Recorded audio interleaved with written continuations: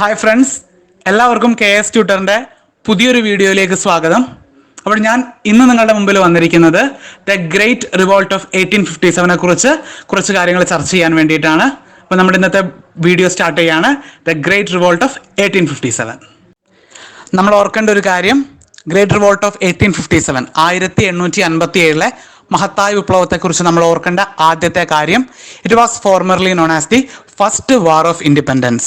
1902 VD Savarkar, Veer Savarkar എന്നൊക്കെ അറിയപ്പെടുന്ന VD സവർക്കറാണ് 1857 സമരത്തെ ഒന്നാം സ്വാതന്ത്ര്യ സമരം എന്ന് വിശേഷിപ്പിച്ചത്. അത് 2017 വരെ അങ്ങനെയായിരുന്നു. എന്നാൽ 2017 ഒക്ടോബർ മാസത്തിൽ കേന്ദ്ര മാനവ വിഭവശേഷി മന്ത്രാലയം ഒരു ഗസറ്റ് നോട്ടിഫിക്കേഷനിലൂടെ ഇപ്പോൾ പൈക റെബല്ലിയൻ 1817 പൈക റെബല്ലിയൻ ആണ് ഇപ്പോൾ ഒന്നാം സ്വാതന്ത്ര്യ സമരമായി അറിയപ്പെടുന്നത്. നമ്മളിപ്പോൾ പഠിക്കുന്ന വിപ്ലവം 1857 മഹത്തായ വിപ്ലവം എന്നായിരിക്കും ഇനി മുതൽ ചരിത്രത്തിൽ അറിയപ്പെടുക എന്ന് ഓർത്തു വെക്കുക.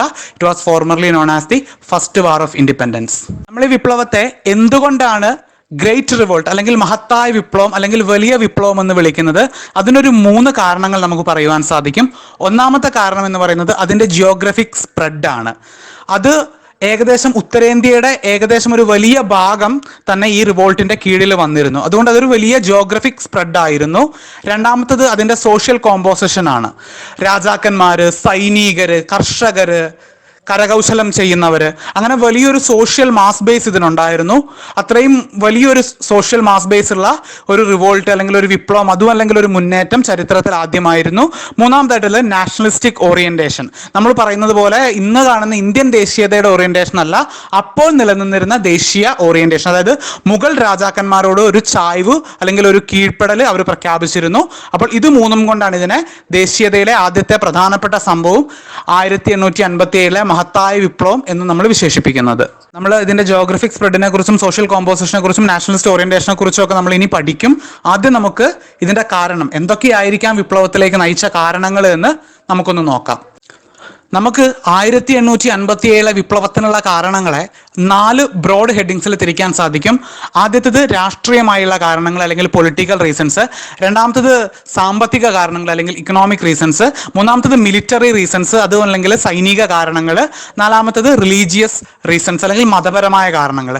ഇങ്ങനെ 4 ബ്രോഡ് ഹെഡിങ്സിലാണ് നമ്മൾ ഈ കാരണങ്ങൾ പഠിക്കുക. അപ്പം നമുക്ക് പഠിക്കാൻ കുറച്ചുകൂടെ എളുപ്പമായിരിക്കും. അപ്പം നമുക്ക് പൊളിറ്റിക്കൽ റീസൺസിലേക്ക് ആദ്യം കടക്കാം. പൊളിറ്റിക്കൽ റീസൺസിൽ നമ്മൾ ആദ്യം പറയുക ഡോക്ട്രൈൻ ഓഫ് ലാപ്സ് എന്നുള്ളതാണ്. എന്താണ് ഡോക്ട്രൈൻ ഓഫ് ലാപ്സ്? അപ്പം നമ്മൾ ഡോക്ട്രൈൻ ഓഫ് ലാപ്സിനെ കുറിച്ച് പഠിക്കുകയാണ്. 1848 അന്നത്തെ ഗവർണർ ജനറൽ ആയിരുന്ന ഡൽഹൌസി പ്രഭുവാണ് ഡോക്ട്രൈൻ ഓഫ് ലാപ്സ് എന്ന് പറയുന്ന ഒരു പുതിയ രാഷ്ട്രീയ സിദ്ധാന്തം മുന്നോട്ട് വെക്കുന്നത്. എന്താണ് ഇതിൽ പറയുന്നത്? ഇഫ് എനി ഇന്ത്യൻ റൂളർ, അതായത് ഏതെങ്കിലും ഒരു ഇന്ത്യൻ രാജാവ് തനിക്ക് പ്രകൃതിദത്തമായിട്ടുള്ള ഒരു പിന്തുടർച്ചാവകാശി ഇല്ലാതിരിക്കുക, തൻ്റെ സ്വന്തം രക്തത്തിൽ ജനിച്ച ഒരു ആൺ പിന്തുടർച്ചാവകാശി ഉണ്ടാവാതിരിക്കുകയാണ് എങ്കിൽ ആ ടെറിട്ടറിയെ ബ്രിട്ടീഷ് ഇന്ത്യയോട് ചേർക്കും എന്നാണ് ഡോക്ട്രൈൻ ഓഫ് ലാപ്സിന്റെ തത്വം. ഇങ്ങനെ 1848 തന്നെ സത്താറ ആദ്യം ചേർത്തു. പിന്നീട് ജയ്പൂർ, സാമ്പൽപൂർ, ഉദയ്പൂർ, ഝാൻസി, നാഗ്പൂർ തുടങ്ങിയ പല പ്രദേശങ്ങളും ചേർത്തു. അപ്പോൾ ഇങ്ങനെ ഡോക്ട്രൈൻ ഓഫ് ലാപ്സിന്റെ ഒരു ഇംപ്ലിക്കേഷൻ അല്ലെങ്കിൽ ഡോക്ട്രൈൻ ഓഫ് ലാപ്സിന്റെ പ്രശ്നം എന്തായിരുന്നു എന്ന് വെച്ച് കഴിഞ്ഞാൽ, ഈ ഒഴിവാക്കപ്പെട്ട രാജാക്കന്മാർ അല്ലെങ്കിൽ അവരുടെ ദത്തെടുത്ത പിന്തുടർച്ചാവകാശികൾക്ക് വലിയ രീതിയിലുള്ള ഡിസ്കണ്ടന്റ് ഉണ്ടാവുകയും അവരാണ് 1857 വിപ്ലവത്തിന് ഒരു പരിധിവരെ നേതൃത്വം കൊടുത്തത്. അതിന് ഉദാഹരണമായിട്ട് പറയുന്നത് റാണി ലക്ഷ്മിബായി ഓഫ് ഝാൻസി. ഝാൻസിയിലെ റാണി ലക്ഷ്മിബായി, അദ്ദേഹത്തിന്റെ മകൻ ദത്തായിരുന്നു. ദത്തുപുത്രനെ അംഗീകരിക്കില്ല എന്ന് ബ്രിട്ടൻ പറയുകയും അതേ തുടർന്ന് റീജന്റായി, തൻ്റെ 3 വയസ്സുള്ള മകന് വേണ്ടി റീജന്റായി ഭരണം നടത്തിയിരുന്ന റാണി ലക്ഷ്മിബായി അതിനുവേണ്ടി യുദ്ധം ചെയ്യുകയും ചെയ്തു. രണ്ടാമത്തത് നാനാ സാഹിബ്, കാൺപൂരിലെ നാനാ സാഹിബാണ് രണ്ടാമത്തെ ആള്. നാനാ സാഹിബ് മറാത്ത പേഷ്വയിലെ ദത്തുപുത്രനായിരുന്നു. അദ്ദേഹത്തെ അംഗീകരിക്കില്ല എന്ന് പറഞ്ഞപ്പോൾ അദ്ദേഹം കാൺപൂരിൽ നിന്ന് യുദ്ധം നയിച്ചു. രണ്ടാമത്തെ രാഷ്ട്രീയ കാരണമായി നമുക്ക് പറയുവാൻ സാധിക്കുന്നത് അവധിനെ ബ്രിട്ടീഷ് ഇന്ത്യയോട് ചേർത്തതാണ്. 1764 ബോക്സർ യുദ്ധത്തിന് ശേഷം 1765 അലഹബാദ് സന്ധി ഒപ്പിടുകയുണ്ടായി. അതിൽ അന്നത്തെ അവധിന്റെ നവാബായിരുന്ന ഷൂജ ഉദ്ധൗളയും ബ്രിട്ടനുമായി ഉണ്ടാക്കിയ കരാറാണ് അലഹബാദ്, ട്രീറ്റി ഓഫ് അലഹബാദ് അല്ലെങ്കിൽ അലഹബാദ് സന്ധി. ഈ അലഹബാദ് സന്ധിയിൽ അവർ അവധിനെ ബ്രിട്ടീഷ് ഇന്ത്യയോട് അന്ന് ചേർത്തില്ല. 1765 അവധിനെ ബ്രിട്ടീഷ് ഇന്ത്യയോട് ചേർത്തില്ല. പക്ഷെ അവധിനു മേല് ഒരു ഭീഷണി വെച്ചു. നിങ്ങൾ എന്നെങ്കിലും തെറ്റായ രീതിയിലാണ് അവധിലെ ഭരണം നടപ്പാക്കുന്നത്, അത് വളരെ ആംബിഗ്യൂറ്റി ഉള്ള ഒരു വാക്കാണ്, മിസ്ഗവർണൻസ്. അത് ആർക്ക് എങ്ങനെ വേണമെങ്കിലും നിർവചിക്കാവുന്ന ഒരു വാക്കാണ് മിസ്ഗവർണൻസ്. അങ്ങനെ ഒരു പ്രൊവിഷൻ ഇട്ടു. എന്നെങ്കിലും അവധ് മിസ്ഗവർണൻസിൽ വരികയാണ് എങ്കിൽ അവധിനെ ബ്രിട്ടൻ അനക്സ് ചെയ്യും, ബ്രിട്ടീഷ് ഇന്ത്യയോട് ചേർക്കും എന്നൊരു പ്രൊവിഷൻ ട്രീറ്റി ഓഫ് അലഹബാദിൽ തന്നെ 1765 വെച്ചിരുന്നു. ഇതിൻ പ്രകാരം 1856 അന്നത്തെ അവധിലെ നവാബായിരുന്ന വാജിദ് അലി ഷായെ പുറത്താക്കിക്കൊണ്ട് അവധ് ബ്രിട്ടീഷ് ഇന്ത്യയോട് ചേർത്ത് on grounds of miss governance. തെറ്റായ രീതിയിലാണ് അവിടെ ഭരണം നടക്കുന്നത് എന്ന് സ്ഥാപിച്ചുകൊണ്ട് അവധിനെ ബ്രിട്ടീഷ് ഇന്ത്യയിൽ ചേർക്കുകയാണ് ഉണ്ടായത്. അതിന്റെ ഇംപ്ലിക്കേഷൻ എന്തൊക്കെയാണെന്ന് നോക്കിക്കഴിഞ്ഞാൽ, ലക്നൌവിൽ 1857 വിപ്ലവം പൊട്ടിപ്പുറപ്പെട്ടപ്പോൾ ലക്നൌവിൽ ആ വിപ്ലവത്തെ നയിച്ചത് ബീഗം ഹസരത്ത് മഹലാണ്. അത് ഈ പറഞ്ഞ അധികാരഭ്രഷ്ടനാക്കപ്പെട്ട വാജിദ് അലി ഷായുടെ ഭാര്യയാണ്. അപ്പോൾ അവിടെയും ഡീത്രോൺഡ് പ്രിൻസ് അവരാണ് വിപ്ലവത്തിന് നേതൃത്വം കൊടുക്കുന്നത്. രണ്ടാമത്തെ ഒരു ഇംപ്ലിക്കേഷൻ എന്ന് പറയുന്നത്, about 50% of British Indian soldiers were from Awadh. ഏകദേശം 50% ബ്രിട്ടീഷ് ഇന്ത്യൻ ആർമിയുടെ വലിയൊരു വിഭാഗവും അവധിൽ നിന്നുള്ള സൈനികരായിരുന്നു.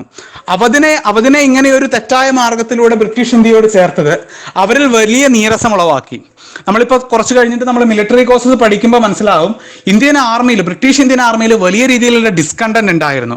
അപ്പോൾ അതിൻ്റെ കൂടെ ഇതും കൂടെ ആയപ്പോൾ അവർക്ക് വലിയ നീരസം ഉണ്ടായി. മൂന്നാമതായിട്ട് ഡൽഹൌസി ചെയ്തത് എന്താണെന്ന് വെച്ച് കഴിഞ്ഞാൽ, പഴയ പല നാട്ടുരാജാക്കന്മാർക്കും പെൻഷനും മറ്റ് രാജകീയ ടൈറ്റിൽസും ഉപയോഗിക്കാനുള്ള അനുമതി അവർ കൊടുത്തിരുന്നു, ബ്രിട്ടൻ കൊടുത്തിരുന്നു. പക്ഷേ അത് ഡൽഹൌസി പ്രഭു അത് നിർത്തലാക്കി.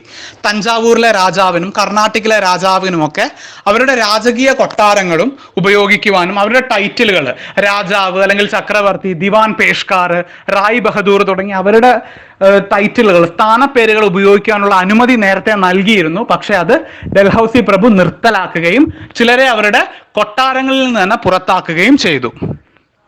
ഇതും വലിയ രീതിയിലുള്ള ഒരു ഡിസ്കണ്ടന്റിലേക്ക് നയിച്ചു. നമ്മുടെ രണ്ടാമത്തെ മേജർ കോസ് എന്ന് പറയുന്നത്, അല്ലെങ്കിൽ പ്രധാനപ്പെട്ട കാരണം എന്ന് പറയുന്നത് ഇക്കണോമിക് റീസൺസ്, അതല്ലെങ്കിൽ സാമ്പത്തിക കാരണങ്ങളാണ്. അപ്പോൾ എന്തൊക്കെയാണ് സാമ്പത്തിക കാരണങ്ങൾ എന്ന് പറഞ്ഞു കഴിഞ്ഞാൽ, അതിൽ ഒന്നാമത്തെ കാരണം എക്സ്പ്ലോയിറ്റേറ്ററി ലാൻഡ് റവന്യൂ സെറ്റിൽമെന്റുകളാണ്. നമ്മൾ എക്സ്പ്ലോയിറ്റേറ്ററി ലാൻഡ് റവന്യൂ സെറ്റിൽമെന്റുകളെ കുറിച്ച് നമ്മൾ നമ്മുടെ ക്ലാസ്സിൽ, അത് യൂട്യൂബിൽ ലഭ്യമല്ല, നമ്മൾ സബ്സ്ക്രൈബ് ചെയ്ത കുട്ടികൾക്ക് അത് കിട്ടുകയുള്ളൂ. നമ്മൾ കഴിഞ്ഞ ക്ലാസ്സിൽ പഠിച്ചിരുന്നു എന്തൊക്കെയാണ് അവരുടെ എക്സ്പ്ലോയിറ്റേറ്ററി ലാൻഡ് റവന്യൂ പോളിസികൾ എന്ന്. അതൊന്ന് ഓർത്ത് വെക്കുക. നമ്മൾ 4 എണ്ണം പഠിച്ചിരുന്നു: റയത്ത്വാരി, മഹൽവാരി, ജമീന്ദാരി ആൻഡ് മെർട്ടിൻബേർഡ്. ഇത് 4 എണ്ണത്തിന്റെയും ഇമ്പാക്റ്റുകൾ എത്ര ഭീകരമായിട്ടാണ് ഇത് കർഷകരെ ചൂഷണം ചെയ്തത്, എത്ര ദയനീയമായിട്ടാണ് ഇത് പരാജയപ്പെട്ടത് എന്നൊക്കെ നമ്മൾ ചർച്ച ചെയ്തിരുന്നു. അപ്പോൾ അത് ഓർത്ത് വെക്കാൻ ശ്രമിക്കുക. ഇതിന്റെ പോയിന്റ്സ് നിങ്ങൾക്ക് എലാബറേറ്റ് ചെയ്യണമെങ്കിൽ അത് ചേർത്ത് വെക്കുക. Deindustrialisation of Indian industries, അതും നമ്മൾ economic impacts of British rule എന്ന ചാപ്റ്ററിൽ നമ്മൾ പഠിച്ചതാണ്. Deindustrialisation of Indian industries എന്ന് പറഞ്ഞു കഴിഞ്ഞാൽ, വ്യാവസായിക വിപ്ലവം ബ്രിട്ടനിൽ ആരംഭിച്ചു കഴിഞ്ഞപ്പോൾ ബ്രിട്ടനിൽ നിന്ന് വലിയ രീതിയിൽ കോട്ടൺ ഗുഡ്സ്, അതായത് കോട്ടൺ തുണിത്തരങ്ങൾ വലിയ രീതിയിൽ ബ്രിട്ടനിൽ നിന്ന് ഇന്ത്യയിലേക്ക് ഒഴുകുകയുണ്ടായി.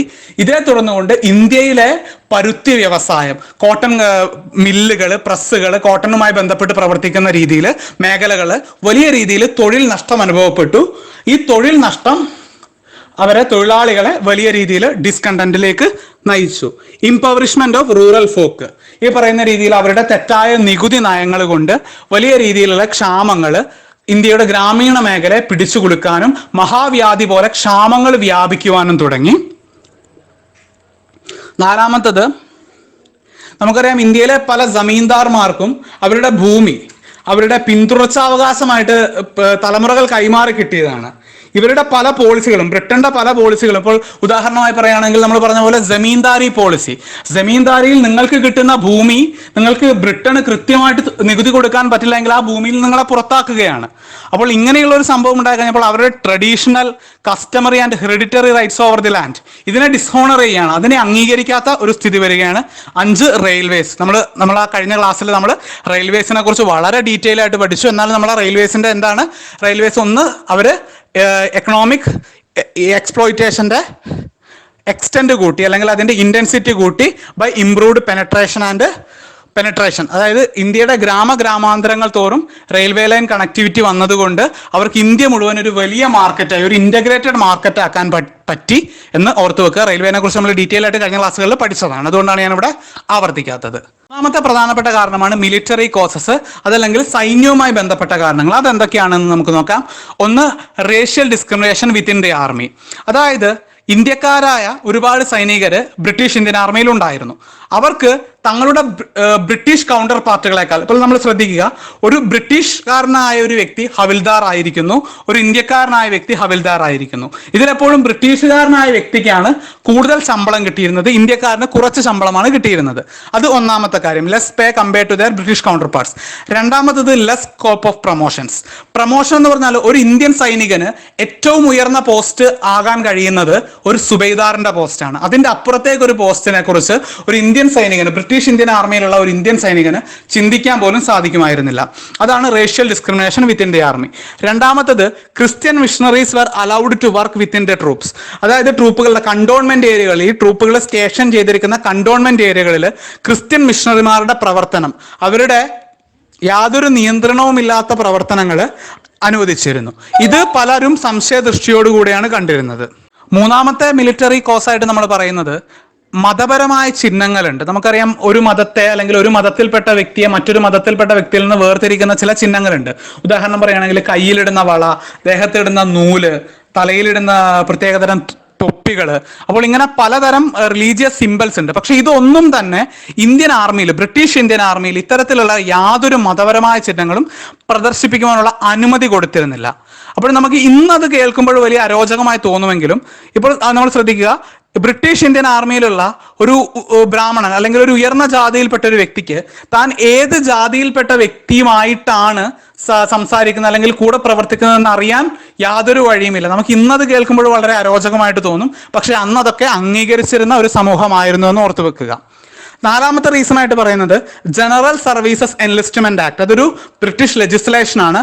ഇതിൽ പറയുന്നത് ഓവർസീസ് സർവീസ്, അതായത് കടൽ കടന്നു പോയിട്ട് മിക്കവാറും അഫ്ഗാനിസ്ഥാനിൽ അല്ലെങ്കിൽ ആഫ്രിക്കയുടെ പല ഭാഗങ്ങളിലും ഒക്കെ ബ്രിട്ടൻ യുദ്ധത്തിൽ ഏർപ്പെടുമ്പോൾ അതിൽ നിന്ന് ഇന്ത്യൻ സൈനികരെ കടൽ കടത്തി കൊണ്ടുപോയിട്ട് യുദ്ധം ചെയ്യുമായിരുന്നു. ഹിന്ദു ട്രഡീഷൻ പ്രകാരം കടൽ കടന്നു പോകുന്നത് അവരുടെ that will result in their loss of caste. അവരെ പിന്നീട് ഹിന്ദുവായിട്ട് കണക്കാക്കാൻ പറ്റില്ല കടൽ കടന്ന് ഒരു വ്യക്തി പോയി കഴിഞ്ഞാൽ. അപ്പോൾ അത് അവരുടെ റിലീജിയസ് സെന്റിമെന്റ്സിനെ ഹേർട്ട് ചെയ്തിരുന്നു. അഞ്ചാമത്തതായിട്ട് നമ്മൾ പറയുന്നത് introduction of Enfield rifles. Enfield പ്രത്യേകതരം എൻഫീൽഡിന്റെ തോക്കുകൾ ഉണ്ടായിരുന്നു. അപ്പോൾ ഈ എൻഫീൽഡ് തോക്കുകളുടെ ഉണ്ടകൾ, കാട്രിഡ്ജുകൾ ഒരു പ്രത്യേകതരം ഫോയിൽ പോലെ ഒരു സാധനം, അതായത് ഒരു ഗ്രീസ്ഡ്, അത് ഒരു പ്രത്യേകതരം ഗ്രീസ് കൊണ്ട് പൊതിഞ്ഞിരുന്നു. അപ്പോൾ ഈ ഗ്രീസിൽ നിന്ന് ഇതിനെ മുക്തമാക്കുവാൻ വേണ്ടിയിട്ട് ഒരു വാ കൊണ്ട് കടിച്ച് ഈ കാട്രിഡ്ജ് പുറത്തെടുത്ത് അത് ലോഡ് ചെയ്ത് വെടിവെക്കണമായിരുന്നു. അപ്പോൾ ഈ കണ്ടോൺമെന്റുകളിൽ ഒരു റൂമർ പടർന്നു, ഈ കാട്രിഡ്ജ് ഉണ്ടാക്കുന്ന ഗ്രീസ്, ഈ കാട്രിഡ്ജിനെ പൂശിയിരിക്കുന്ന ഗ്രീസ് പന്നിയുടെയും പശുവിന്റെയും നെയ്യിൽ നിന്നുണ്ടാക്കിയതാണ് എന്നൊരു റൂമർ, അത് ഇതുവരെ സ്ഥിരീകരിച്ചിട്ടില്ല, ഒരു റൂമർ പടർന്നു പന്തലിക്കുകയും അത് വലിയ രീതിയിലുള്ള റിലീജിയസ് ഡിസ്കണ്ടന്റ്, സൈനികർക്കിടയിൽ വലിയ രീതിയിലുള്ള ഒരു ഡിസ്കണ്ടന്റിന് കാരണമാവുകയും ചെയ്തു. നമ്മൾ അവസാനമായിട്ട് പറയുന്ന റീസൺ ആണ് റിലീജിയസ് റീസൺസ്. മതപരമായ ചില കാരണങ്ങൾ നമ്മൾ നേരത്തെ പഠിച്ചപ്പോൾ മിലിറ്ററി റീസൺസുമായിട്ട് ചേർന്ന് നിൽക്കുന്നതായിട്ട് നമ്മൾ കണ്ടു. ഇപ്പൊ നമ്മൾ പറയുന്നത് റിലീജിയസ്, എക്സ്ക്ലൂസീവ് ആയിട്ട് തന്നെ റിലീജിയസ് ആയിട്ടുള്ള റീസൺസ് എന്തൊക്കെയാണെന്ന് നമുക്ക് നോക്കാം. ഒന്ന്, socio religious legislations by British. ബ്രിട്ടീഷുകാർ ഇപ്പൊ രാജാറാം മോഹൻ റോയുടെയും അല്ലെങ്കിൽ ഈശ്വർ ചന്ദ്ര വിദ്യാസാഗർ തുടങ്ങിയ പല പ്രമുഖരുടെയും വാക്ക് കേട്ടുകൊണ്ട് അല്ലെങ്കിൽ അവരുടെ പ്രവർത്തനങ്ങൾക്കുള്ള അംഗീകാരമായിക്കൊണ്ട് പല നിയമനിർമ്മാണങ്ങളും നടത്തി. അതിൽ പ്രധാനപ്പെട്ട ഒന്നാണ് 1829 abolition of Sati act, Sati നിർത്തലാക്കിക്കൊണ്ടുള്ള ആക്ട് ലോർഡ് വില്യം ബെൻഡിക്ക് നടപ്പാക്കിയത്. പിന്നെ രണ്ടാമത്തതാണ് വിഡോ റീമാരേജ് ആക്ട് 1856 ഡൽഹൌസി പ്രഭു നടപ്പാക്കിയത്. അപ്പോൾ ഈ രണ്ട് നിയമങ്ങളും നമ്മൾ ഓർക്കേണ്ട കാര്യം, ഫീമെയിൽ ഇൻഫന്റിസൈഡ് അന്ന് അബോളിഷ് ചെയ്തിരുന്നില്ല, പെൺ ശിശുഹത്യ അന്ന് നിർത്തലാക്കിയിരുന്നില്ല. അത് 1870 നിർത്തലാക്കുന്നത്. അത് ഇതിന്റെ കൂടെ ചേർത്ത് പറയുകയാണെങ്കിൽ അത് തെറ്റായി പോവുക സ്റ്റേറ്റ്മെന്റ്.